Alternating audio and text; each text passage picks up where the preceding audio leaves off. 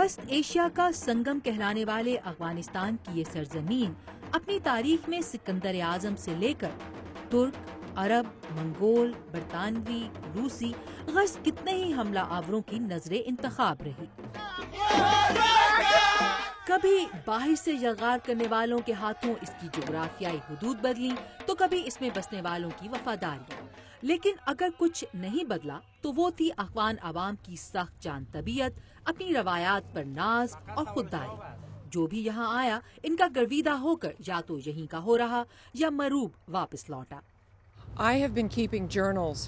میں اپنی یادداشتوں کو قلم بند کرنے کی عادی ہوں، لیکن جو کچھ میں نے افغانستان میں دیکھا اس نے مجھے اس قدر متاثر کیا کہ گھر واپسی پر میں نے محسوس کیا کہ مجھے اسے لوگوں کے ساتھ شیئر کرنا ہے۔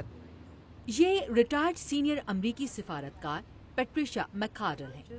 پیٹریشا کو سن 2005 میں افغانستان میں اپنی تعیناتی کے دوران افغان سرزمین اور عوام نے اس قدر متاثر کیا کہ انہوں نے سفارتکار کے طور پر 27 سالوں کے اپنے کیریئر میں پہلی بار اپنے تجربات کو ایک ناول کی شکل میں ترتیب دیا۔ مجھے معلوم ہوا کہ اگرچہ افغان بہت سادہ زندگی گزارتے ہیں، ان کی غذا انتہائی لذیذ اور تازہ اشیاء سے تیار کی جاتی ہے۔ میں نے وہاں کسی قسم کا موٹاپا نہیں دیکھا۔ افغان زبردست ملنسار قوم ہے۔ ان کی سخت جان طبیعت نے مجھے سب سے زیادہ حیران کیا۔ دیہاتوں کے لوگ اس قدر مشکل ماحول میں رہ رہے ہیں جس کا تصور امریکیوں کے لیے مشکل ہے، اس کے باوجود وہ بہت باوقار زندگیاں گزارتے ہیں۔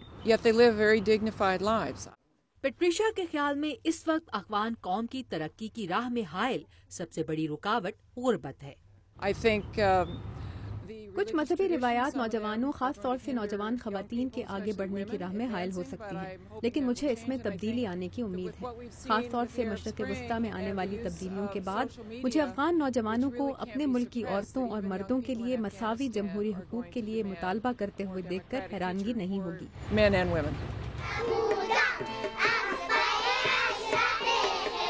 افغان انسٹی ٹیوٹ آف لرننگ نام کے اس ادارے میں زیر تعلیم یہ بچے اس تبدیلی کی نوید ہیں جس کی جانب پیٹریشا میکارڈل نے اشارہ کیا تھا۔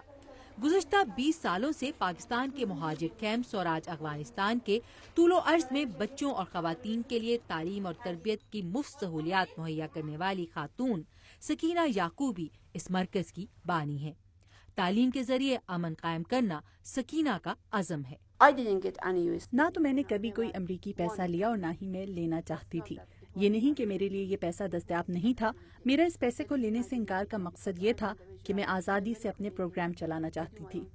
اس وقت افغانستان کے 7 صوبوں میں بچوں اور خواتین کے لیے مراکز چلانے والی سکینہ یعقوبی روایتی افغان خودداری کی علامت ہے۔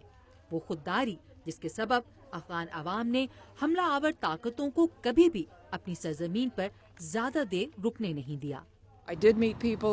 میں شمالی افغانستان میں جن لوگوں سے ملی ان میں کچھ قبائلی رہنما بھی شامل تھے جو سن 2005 میں ہی امریکیوں کی وہاں موجودگی سے تنگ آ چکے تھے، تاہم مجھ سے ملنے والوں کی اکثریت وہاں امریکیوں کی موجودگی سے خوش تھی۔ بہرحال یہ 5 سال پہلے کی بات ہے۔ پیٹریشا میکارڈل کہتی ہیں کہ اس وقت امریکہ کو افغانستان میں ایسے ترقیاتی کاموں پر توجہ دینے کی ضرورت ہے جو دیر پا ہوں۔ میری رائے میں عراق پر ہمارے حملے نے ہمارے بہت سے ان وسائل کا رخ غلط جانب موڑ دیا جو ہم افغانستان کی تعمیر و ترقی کے لیے استعمال کر سکتے تھے۔ پیٹریشا کو مزار شریف اور دوسرے علاقوں میں اپنے قیام کے دوران ایسے افغان بچوں کو دیکھ کر افسوس ہوا جو تعلیم حاصل کرنے کی بجائے اپنے گھروں میں کھانا پکانے کے لیے ایندھن کی تلاش میں مارے پھرتے تھے۔ تاہم زیر تعلیم طلباء سے اپنی ملاقات میں انہیں ان کی جانب سے اپنے ملک کے اچھے مستقبل کی امید بھی نظر آئی۔ عائشہ خالد، اردو VOA، واشنگٹن۔